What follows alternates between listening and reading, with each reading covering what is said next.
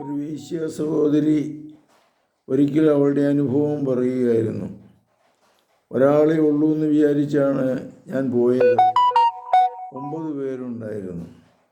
9 പേരും മദ്യപിച്ച് ലൈംഗിക വൈകൃതങ്ങളുടെ ഒരു കേദാരമായിരുന്നു.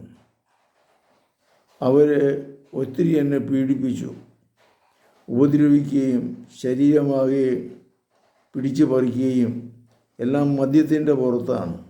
എന്നാ ചെയ്യണേ, സഹിക്കേണ്ടി വന്നു.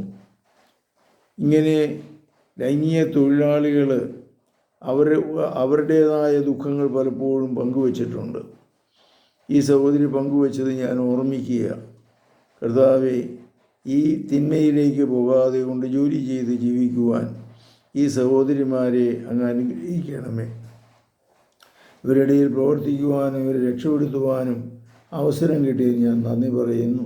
പരിശുദ്ധ പരമദിവ്യകാരുണ്യത്തിന് എന്നേരവും ആരാധനയും സ്തുതിയും പുകഴ്ചയും ഉണ്ടായിരിക്കട്ടെ. യേശുമിശിഹായ്ക്കും സ്തുതിയായിരിക്കട്ടെ.